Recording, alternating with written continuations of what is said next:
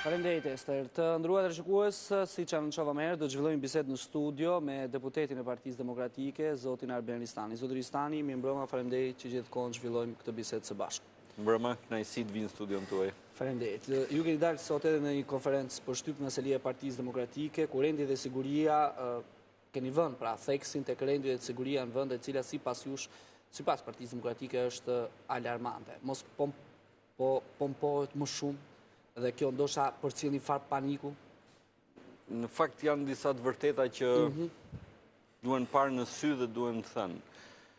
Sepse po nuk u thanë ashtu siç janë, nuk ka shpresë dhe të korrigjohen. Dy janë problemet madhore që përballet shoqëria shqiptare sot dhe janë sigurisht ekonomia dhe rendi dhe siguria. Ekonomia sepse ajo në ndikon të gjithë dhe ajo që duket është që gjendja ekonomike do të vi duke u keqësuar dhe sigurisht rendi dhe siguria sepse kanë të bëjë direkt me kushtet e jetës dhe me jetën e përditshme të gjithë secilit dhe përsa i përket asaj nëse ne pa agravojmë më shumë me deklaratat tona apo jo, unë jam përpjekur që së paku në të gjitha daljet e mia të referohem shifrave dhe në daljen e sotme në emër të Partisë Demokratike dham përsëri shifra. Dhe për të parë nëse a jemi të vërtet apo po agravojmë më tepër se ç'duhet, ne kemi thënë sot që janë vetëm për këto ditë të janarit, kur janari s'ka përfunduar ende, 12 vrasje. 153 aksidente. Kemi thënë 153 aksidente, 16 nga cilat me pasojë vdekje, 14 në gjendje shumë të rëndë, 18 raste ku mafja apo krimi ka goditur me tritol. Dhe po t'i shikosh këto shifra, këto vetëm me normalitetin nuk kanë të bëjnë. Nuk e di si mendoni juve, po besoj që situata është vërtet e rëndë. Ju keni qenë dhe zëvendës ministri i brendshëm, kuptohet, keni dhe eksperiencë në këtë dikaster. Ç'është kjo metodë e re e shpërthimit të eksplozivit? Pra, çdo ditë dëgjoj. Në Vlorë ndodhi, në Durrës ndodhi. Një rast ishte sot por që policia ndërhyri, madje fatmirësisht sepse mund të kisha dhënë deklaratën nesër do ishte edhe një rast më tepër. Së pari duhet të gjithë të pranojmë që kemi të bëjmë me një situatë shumë të rëndë dhe vetëm me normalitetin nuk ka të bëjë. Sepse ne duam ta korrigjojmë situatën apo jo. Të gjithë duam ta korrigjojmë situatën, por që të vijmë ke korrigjimi i situatës, duhet ta pranojmë që jemi në një situatë të rëndë. Pastaj duhet gjejmë shkaqet që na çojnë në këtë situatë të rëndë. Dhe pastaj metodat dhe mënyrat se si do të dalim nga situata. Por në kushtet kur deklarimet që kemi të tilla situatë normale, deklarojnë drejtuesit e rendit dhe sigurisë. Jo, problemi nuk po them gjendje. Çështja është që duhet të pranojmë së paku që rendi dhe siguria është në kuota të ulta, se krimi po godet për ditë, se tritoli është problem shqetësues, se kriminaliteti, vjedhjet me maska kanë janë shtuar për ditë që në qendër qytetesh. Çfarë kontributi do të japë ti opozita, sepse policia nuk është e atyre që është në pushtet. Opozita kur flet sigurisht për popullin, për qytetarët, por flet edhe për qeveritarët, në mënyrë që ata t'i vënë gishtin kokës dhe të mendojnë, dale, do ta rregullojmë këtë situatë apo jo? Sepse vim dhe në butalliqe të tilla të tipit duhet ju vendosen vizat shqiptarëve në mënyrë që ne të shmangim trafikun e grave. Është e rëndë kjo. Deklarata është që lëvizja e lirë e shqiptarëve pa viza na shton trafikun e grave. Vaj, çka konteksti ka qenë? Kontekst pa kontekst e thënë si shkak të rritjes së trafikimit, do të thotë që jemi në një situatë që nuk po e kuptojmë se ç'po ndodh. Ose të thuash për shembull që në është rrit përdorimi i minave me telekomandë sepse shiten karta telefoni pa procedurë, do të thotë që nuk po e kupton fare se ç'po ndodh, ku janë shkaqet e vërteta të asaj që po ndodh dhe si do ta riparosh për të ardhur në një gjendje më të mirë të rendit dhe të sigurisë. Po pikërisht këtë duan qytetarët zot Ristani. Opozita ndoshta mund t'javi disa këshilla, sepse fjalën kanë fundit.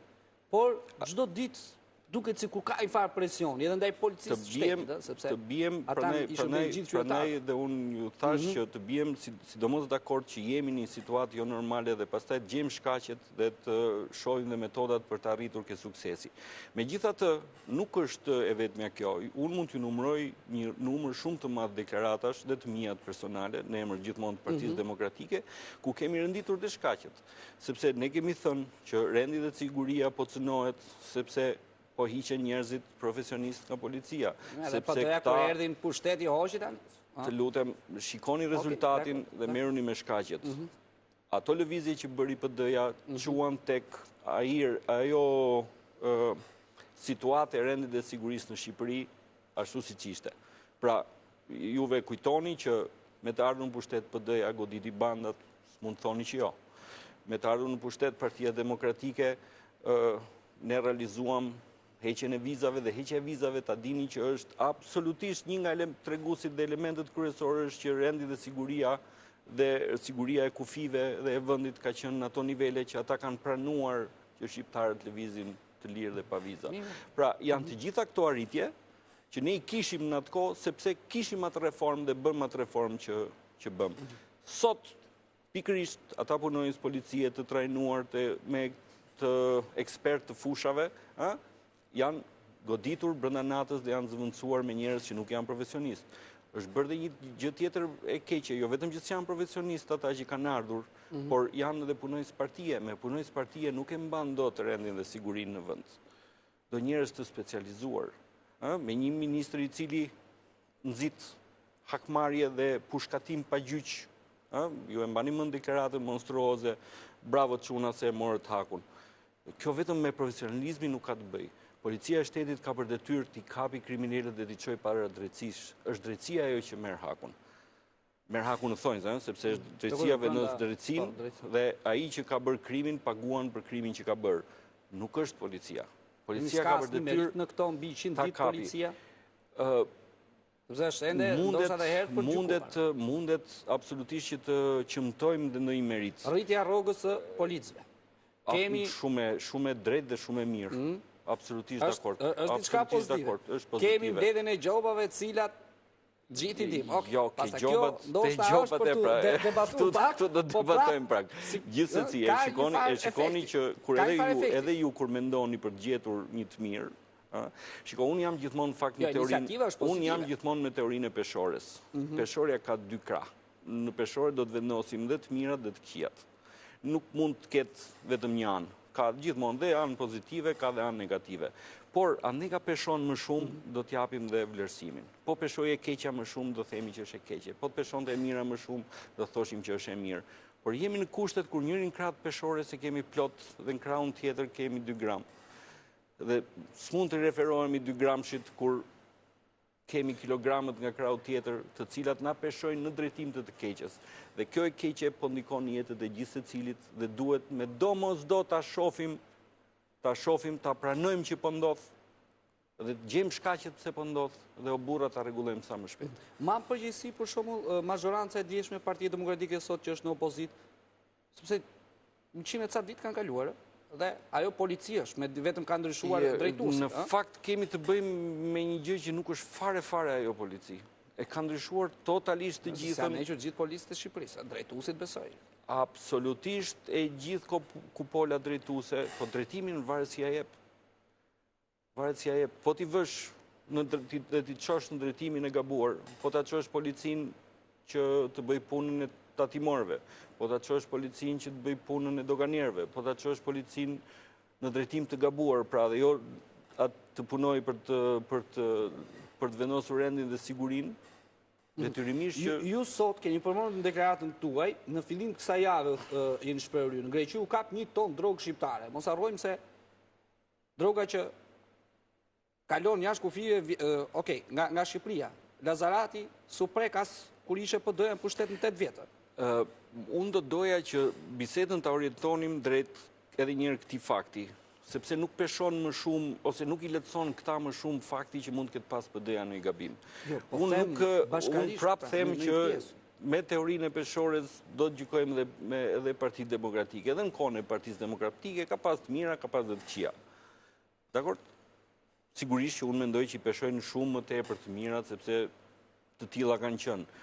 Por, këtë situatë të sotmen, përsëri nuk e zgjidhim duke ju referuar në një tmete që ka qenë në kohën e Partisë Demokratike.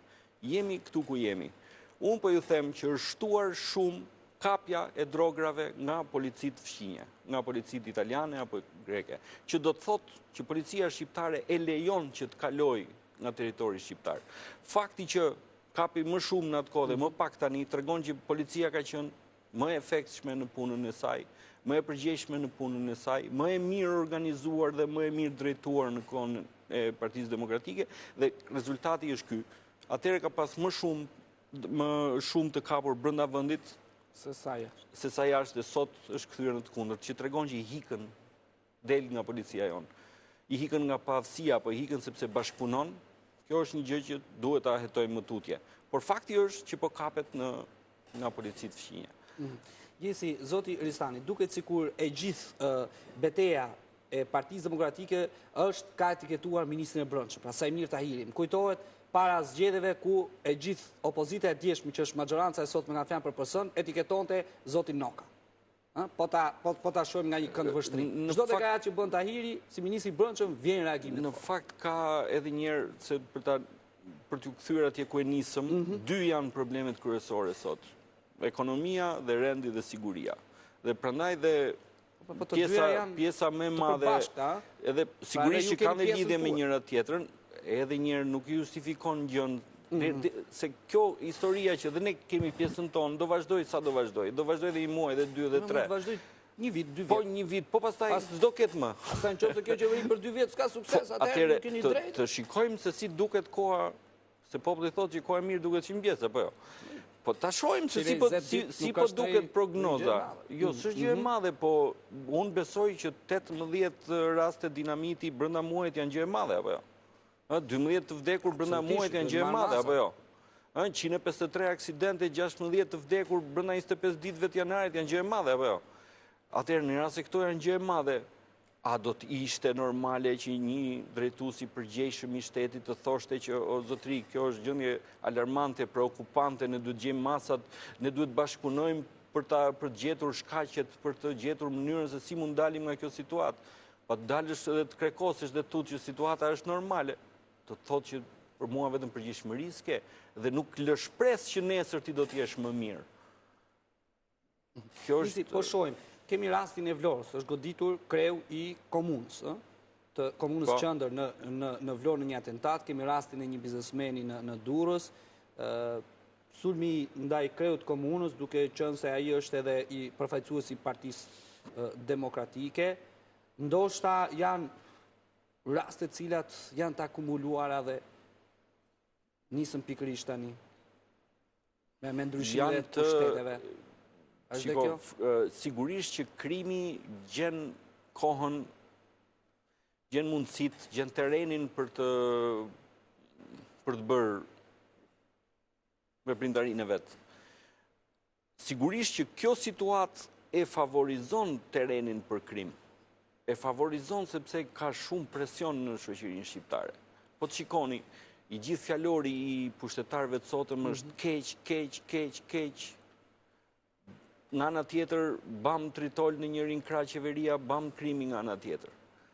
Situata ekonomike e vështirë, prognoza që jep qeveria nuk lë vend për të pas shpresë.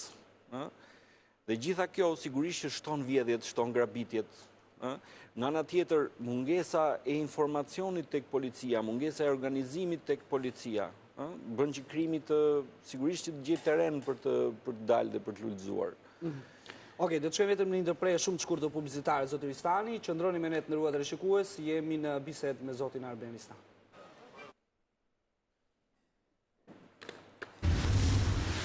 Jemi e përsëri në studio me zotin Ristani. Zoti Ristani, ndalemi pak tek ILDKP-ja, sepse Komisioni i Ligjeve, ju e braktisët si opozit, por maxhoranca në Komisionin e Ligjeve tashmë do t'ja dërgoj Parlamentit për shkarkim edhe kreun e ILDKP-s, zonjën Xhuka. Aty kemi të bëjmë së pari me një situatë e cila ka nisur me me shkeljet ligjit, ka nisur me shkeljet rregullore të kushtetutës, dhe është një situatë që tregon arbitraritetin në rritje të mazhorancës sotme, tregon pikërisht atë zellin e madh për t'i kapur të gjitha institucionet e vendit, por që sigurisht nuk mundet të shkojë gjatë në këtë lojë, sepse patjetër që ligji dhe e drejta do bëjnë të vetën dhe do të kenë sigurisht pengesat serioze në këtë padrejtësi. Cilat janë pengesat? Numrat janë për shembull në parlament, qoftë ajo ka bërë shkelje. Nuk është më çdo gjë çështje numrash. Për sa i përket shkeljet së pari duhet ndjekim patjetër procedurën normale dhe procedurën ligjore për të ardhur tek një konkluzion. Po për sa i përket shkeljeve, unë mund t'ju them që ka pat një kallëzim në prokurori paralelisht për këtë çështje. Dhe së paku ne kur gjykojmë fenomenet, duhet patjetër të kemi dhe një sens drejtësie apo një matës të njëjtë për të gjithë. Sepse kur përthemi ne, opozita, kërkuam që të hetonim në lidhur me skandalin e tatimeve, pra me hyrjen ke tatimet dhe me procesin që ndodhi atje, nuk na u pranua ngritja e komisionit hetimor me arsyetimin që çështja është në prokurori. Është në hetim. Është në hetim në prokurori. Atëherë, edhe për këtë çështje kemi të njëjtin situatë. Ka një kallëzim në prokurori. Po pse e përshpejtoi thoni ju majorancë? Po, atëherë e gjitha kjo është treguesi i arbitraritetit dhe arrogancës që e karakterizon në mënyrën se si menaxhon të gjitha fenomenet që i dalin përpara. Arrogancë dhe arbitraritet për të mos mbajtur qëndrim të njëjtë, për të mos mbajtur qëndrim të drejtë, të barabartë për të gjithë, dhe sigurisht jo për të shkuar drejt të mirës dhe të vërtetës, po për të bërë arbitraritetin e saj dhe për të realizuar qëllimin dashakeqës në këtë rast që është për të kapur çdo lloj institucioni që ka ky vend. Në rast se në parlament shkarkohet zonja Xhuka, mund të krijohet ndonjë ngërç, sepse më pas, sipas ligjit, propozohet emëri e ka të drejtën kreu i shtetit. Në rast se mund të kemi një përplasje parlament president. Çdo gjë do të varet sigurisht nga vullneti dhe nga sensi i drejtësisë dhe sensi i shtetformimit që do të ketë politika shqiptare. Në rast se do shkohet tek shkarkimi, procedura është që propozon presidenti dhe miraton parlamenti. Sigurisht që në rast se do shkohet atje, gjë që unë sigurisht nuk e uroj, do të kemi një propozim tjetër dhe një miratim të ri nga parlamenti për zgjedhur një tjetër njeri. Por shpresoj që nuk do shkohet drejt këtij drejtimi, sepse ju thash që ka nisur keq, ka nisur në mënyrë të padrejtë dhe derisa të shkohet atje do të ketë dhe shumë lëvizje të tjera, sepse do të jenë gjykatat në mes, do të jetë gjykata kushtetuese në mes. E gjithë kjo lëvizje ka disa pengesa për të shkuar drejt fundit të saj. Zoti Sa, në shapur një debat, së fundi unë bëm kisha edhe zotin Spartak Brao, ku publikuam edhe një videos, jam fshir nga serverat, nga ish drejtori i IT-s, siç u shpreh zoti Brao, me miliona fakte, cilat janë me miliona euro përsa i përket tek drejtoria e tatimeve. Është një ngjarje shumë e rëndë, për të cilën unë vetëm kam vetëm diçka nuk e kuptoj dhe nuk e di sakt, se pse u bë publike është bërë që në fillim ajo, po pse mori hov tani? Duhet ta kishte marrë çik më shpejt akoma, sepse ka ndodhur para disa kohësh, ka pat një periudhë pauze dhe tash u ringrit përsëri. Sigurisht që ish drejtori i IT-s është ai që e denoncoi këtë gjë dhe nuk është absolutisht ai autori i saj. Ju i keni parë qoftë filmimet. Ai është në hetim apo? Besoj që po, por ai ka bërë dhe deklaratat e tij publike. Çështja është që ai e denoncoi dhe pikërisht nga që e denoncoi u vu dhe përballë këtij presioni të madh nga politika, por ajo që ka ndodhur është shumë e rëndë, kanë ndërhyrë tek serveri, me sa di unë kanë bërë shutdown pra fikjen e serverit për disa ditë, e cila ka krijuar probleme shumë të mëdha për funksionimin e institucionit, por edhe për marrëdhëniet e institucionit me bizneset.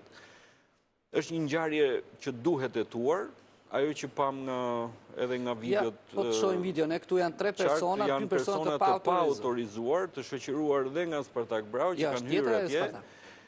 Janë dhe persona tjerë pa autorizuar. Po, sigurisht janë disa persona, po midis tyre pa tjetër, dhe nga pamjet që kam parun, kanë dalë edhe me materiale me vete, qoftë nga pjesë kompjuterike, si që dukeshin nga pamjet, është absolutisht një ngjarje shumë e rëndë, për mua nuk do t'ishte një luftë politike, për mua do t'ishte një luftë e drejtësisë me kriminelët, pra me Zoti Brau Mbrëmu shpreh në këtë studio ky është skandali i shekullit u shpreh. Edhe unë besoj që është skandali i shekullit, shpresoj që një deputet si Spartak Brau do të uroja të mos ishte brenda kësaj vobulle, por me që duket edhe mund tjetë, po gjithsesi drejtësia le të bëjt vetën edhe ta hetoj çështjen dhe sa më shpejt. Okej, zoti Ristani, prej disa ditësh emisioni investigativ Alarm po ndjeki çështje për sa i përket emërimeve në shërbimin informativ shtetëror. Është diskutuar me sa di unë dhe në komisionin e sigurisë për disa emërime të cilët nuk plotësojnë kriteret, ndërkohë që vijon të publikojnë fakte të reja në emisionin investigativ. Ju keni një pronësim për këtë? Në komisionin e ligjeve, apo të sigurisë, në fakt të sigurisë nuk ka patur një diskutim për këtë çështje, ka patur vetëm një kërkesë nga deputetët socialistë për t'u marrë me këtë çështje. Xhemal Çefalia. Por pa e shtjelluar, pa argumentuar, pa dhënë asgjë. Unë personalisht nuk kam asnjë dieni rreth këtij problemi. Megjithatë, domethënë për të dhënë një përgjigje më duhen ca element më shumë, domethënë për çfarë emërimesh bëhet fjalë, çfarë ka konkretisht në këtë. Emërimet cilët nuk plotësojnë CV-t e duhura. Duhet parë se si është, domethënë për çfarë pozicioni bëhet fjalë, çfarë CV-e parashikon ligji për atë vend pune, si e ka personi që është emëruar në atë. Por gjithsesi për mua janë gjëra të thjeshta që merret ligji merret përcaktimi ligjor që është, merret rasti konkret dhe CV-ja konkrete dhe mbi atë bazë ne diskutojmë nëse ka shkelje apo nuk ka shkelje. Në rast se ka, do të ishte e mira që edhe shumë mirë që punohet në këto drejtime, në rast se ka gabime të rregullohen dhe të sistemohen, por sigurisht që në rast se s'ka, s'mund t'ju biesh dhe në qafë institucioneve në mënyrë të padrejtë. Në praktikën tonë dhe në atë që ne kemi bërë, për shembull, në rastet kur kemi pas të dhëna, sidomos tek policia, për shembull, ju mbani mend debatin e madh në parlament që ne patëm interpelancë me kryeministrin lidhur me emërimin e drejtorit përgjithshëm të policisë. Kështu bëm, morëm kriteret që ka ligji, morëm të dhënat që kishim për personin konkret dhe thamë që ky person nuk plotëson kushtet dhe për këtë arsye nuk mund të jetë në atë vend që është. Besoj unë që mbi këtë shembull duhet diskutuar dhe për raste të tilla në çdo institucion të këtij vendi. Zoti Ristani, kryeministri i vendit Edi Rama, po kështu edhe ministri i Brendshëm, zoti Sajmir Tahiri, kanë etiketuar sistemin e drejtësisë në vend. Ndërkohë që majoranca e re po përgatit një paketë reformuese për drejtësinë. Madje zoti Brau Mbrëmu shpreh po në këtë studio se po e citoj sërish që duhet një ndryshim rrënjësor në sistemin e drejtësisë. Sistemi i drejtësisë ka nevojë për tu përmirësuar, sidomos për sa i përket luftës kundër korrupsionit. Ka vend për të punuar aty, ka mënyra për të punuar, ka forma për të punuar, ka modele të cilat ne mund t'i shfrytëzojmë. Si të largohet presionin politik ndaj drejtësisë? Çështja është që duhet absolutisht largohet presioni politik, pra të punohet në drejtim të pavarësisë dhe të konsolidimit të pavarësisë sistemit gjyqësor dhe të punohet absolutisht për të shmangur korrupsionin në sistemin gjyqësor dhe në sistemin e drejtësisë në përgjithësi. Reformat në këto raste janë të mirë pritura. Çështja është gjithmonë çfarë ka mbrapa prezantimit të reformës. A është kjo reformë e sinqertë dhe synon realisht pavarësinë e drejtësisë? Mos besu se opozita. A është kjo reformë e sinqertë dhe synon realisht pavarësinë e drejtësisë dhe luftën kundër korrupsionit, apo synon diktatin politik mbi drejtësinë? Dhe mbasi të ndajmë këtë çështje e cila është madhore, pastaj sigurisht që jemi të gjithë të hapur, sepse e pranojmë të gjithë që ka vend për përmirësim, e pranojmë të gjithë që ka korrupsion në drejtësi, por duhet gjetur dhe duhet bërë sinqert reforma. Pra duhet kemi një përqasje shtetëformuese për ta rregulluar shtetin në përgjithësi, institucionet në përgjithësi, drejtësinë në veçanti, në mënyrë që ta çojmë në ato nivele që ne duam të arrijmë. Por këto gjëra nuk bëhen me përqasje hileqare. Nuk bëhen duke synuar vënien në varësi të politikës dhe shitjen sikur po luftojmë korrupsionin. Zoti Ristani, ndarim në një tjetër zhvillim. Pak ditë më parë, kryeministri Rama ka darkuar me ish-presidentin dhe kreun e Frymës së Re Demokratike, zotin Bamir Topi. Në media, po klëhet shumë pra për një aleancë bashkëqeverise. Ndërkohë që ko më parë ishte një ftesë edhe zotit Basha, ndonë se mënyrë jo direkte, por për hapjen e Partisë Demokratike. Unë jam indiferent ndaj kësaj historie, është zgjedhje gjithë secilit që ta orientojë partinë politike, po atëre që të themi nëse është e djathtë apo e majtë nuk varet nga emri. Se LSI-ja ishte e djathtë që bëri aleancë me PD-n 2009? Jo, po atë po them pra, nuk varet nga emri, varet nga programi, varet nga, po kryesisht nga programi, dhe nga orientimi dhe nga veprimet që kryen dhe nga ajo që bën realisht. Kështu që në këtë drejtim është e djathtë apo është e majtë, do të duket nga programet që do të nxjerrin, do të duket nga aleancat sigurisht që do të bëjnë, nga do orientohen, nga cilat politika do të orientohen. Me sa duket ata kanë atë orientim, sepse në fakt po ta shohësh dhe e gjithë historia drejt asaj shkojnë, se përpara kësaj bën një aleancë në Korçë, me sa kujtoj unë.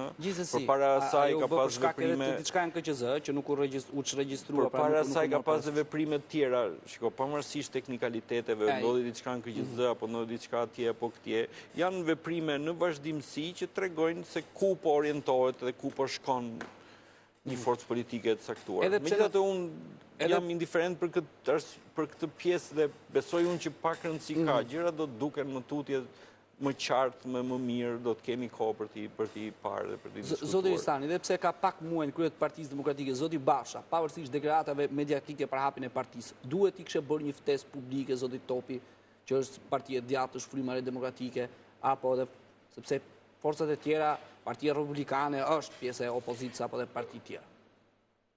Unë besoj që kryetari i Partisë Demokratike ka bërë gjën e duhur kur i ka bërë ftesë të gjithë njerëzve apo forcave politike, njerëzve politik në këtë rast dhe forcave politike, që të afrohen tek Partia Demokratike dhe së bashku të çojnë Partinë Demokratike dhe të djathtën drejt riardhjes në pushtet.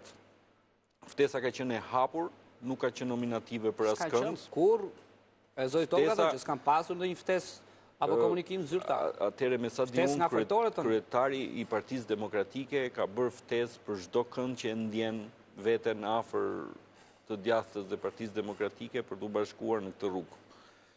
Nuk ka patur ftesë nominative për askënd në dijenin time dhe besoj që jam korrekt edhe duke u nisur dhe deklaratave zyrtare dhe paraqitjeve publike. Ftesa ka qenë e hapur për të gjithë, por gjithë secili e zgjedh dhe ka të drejtë të zgjedhë rrugën në të cilën do të eci. Por unë besoj që kjo parti që thoni juve prej kohësh ka patur një orientim të qartë në njërin krah. Domethënë janë gjitha veprimet që tregojnë që përqasjen e ka patur më të afër me të majtën se sa me djathtën. Zoti Ristani, flitet mendje se do ketë një revolucion në kuptimin e ndryshimeve me zgjedhjet e reja në Partinë Demokratike. Ka nisur fushata në bazë, flas edhe pritet në pas që të bëhet për zgjedhja e kandidaturave lokale.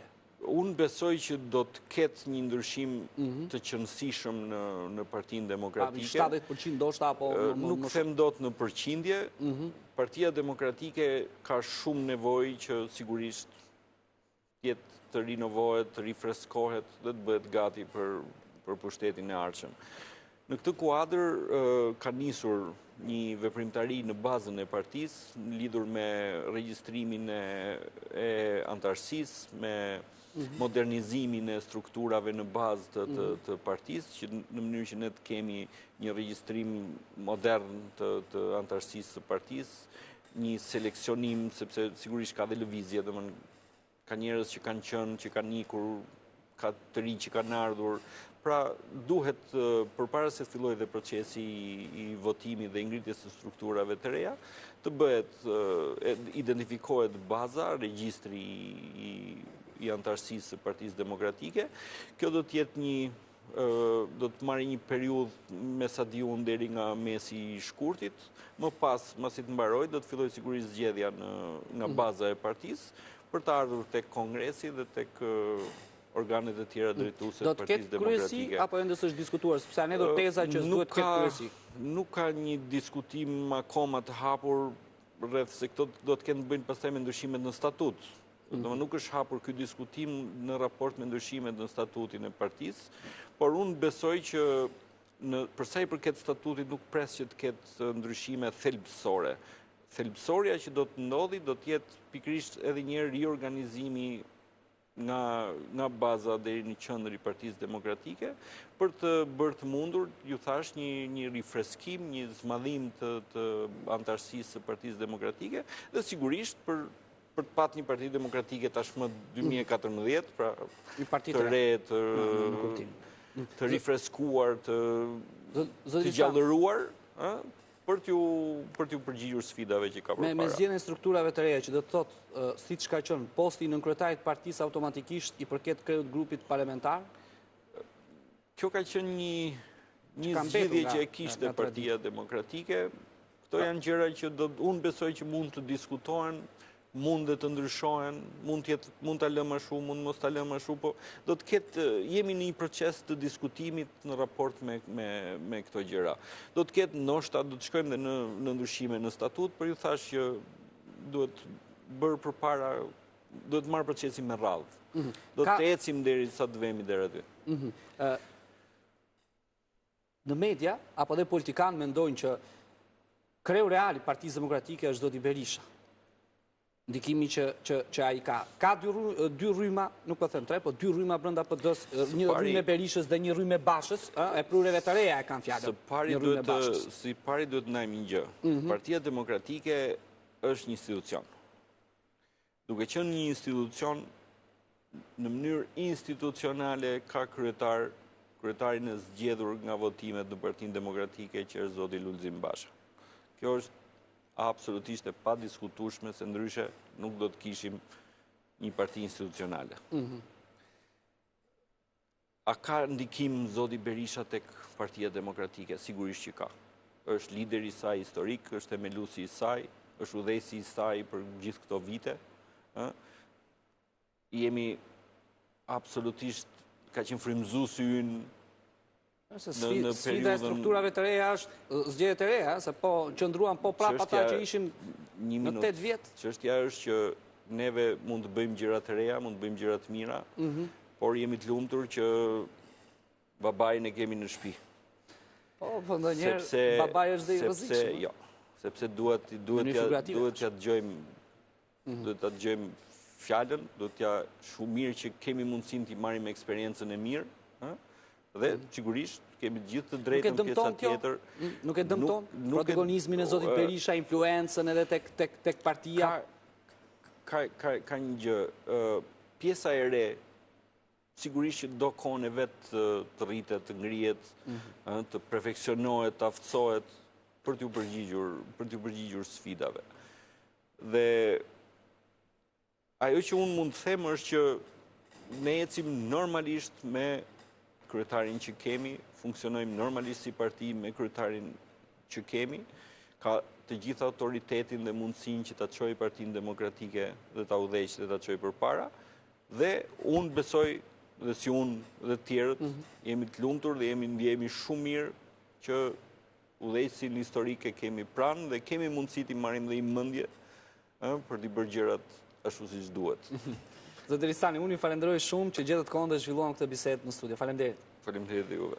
Ishim me deputetin e Partisë Demokratike, zotin Arbenistani, shkojmë si çdo mbrëmje në studion e lajmeve, Unida Sheu me titujt kryesor të orës 20. Mirëmbrëma. Përshëndetje Ertil, pas pak do t'jemi me edicionin qendror të lajmeve, do të keni mundësi të njiheni me zhvillimet më kryesore të ditës. Ngjarjet më kryesore të ditës sotme janë ngjarje nga kronika, njëra prej tyre ka të bëjë me arrestimin në Kashar të taratisurit nga burgu i Trikallas në Greqi, i shumë kërkuar i Ilir Kupa dyshohet, ndërkohë ka policia shqiptare të jetë edhe njëri prej 4 babagjyshve që grabitën një qendër tregtare pa kohë më parë në kryeqytet. Ndërkohë policia e Tiranës nuk ka rreshtur me kaq, ka vënë në pranga një person, i cili është konsideruar si killer me pagesë. Ai dyshohet që të jetë autori disa vrasjeve të bujshme që kanë ndodhur në kryeqytet. Në Lezhë është shmangur një tragjedi, janë zbuluar 300 gram tritol, të cilat janë çaktivizuar nga forcat gjenjere dhe në fakt i zbulimit ka qenë me fat për gjithë ata pasagjerë që do të udhtonin me furgonin përkatës, sepse tritoli ishte vendosur në një furgon pasagjerësh. Meta dhe Basha kanë pasur replika në distanca i përket zhvillimeve politike për reformën elektorale. Meta ka deklaruar se reformat nuk bëhen nga selia e Shupit, ndërsa Basha ka akuzuar për manipulime elektorale. Ndërkohë, është fryrë nga rreshtet Kaskada e Drinit, ka qenë vetë ministri energjetikës Damian Gjiknuri që e ka vizituar nga afër, e ka paralajmëruar një hapje të portave të hidrocentraleve, megjithse situata në mjaft zona në veri të vendit është problematike sa i përket përmbytjeve. Një pjesë e mirë prej tyre janë ende të mbuluara me ujë. Do të keni mundësi pas pak të mësoni detaje rreth këtyre zhvillimeve kryesore, edhe lajme të tjera nga vendi, rajoni, nga bota, dhe njëkohësisht të ndiqni dhe intervistën e mbrëmjes së kolegut Patrik Sadika, ai sot ka të ftuar kreun e Partisë Demokracia Sociale, zotin Pascal Milo. Faleminderit Jonida, ke mbritur në fund, natë e mirë.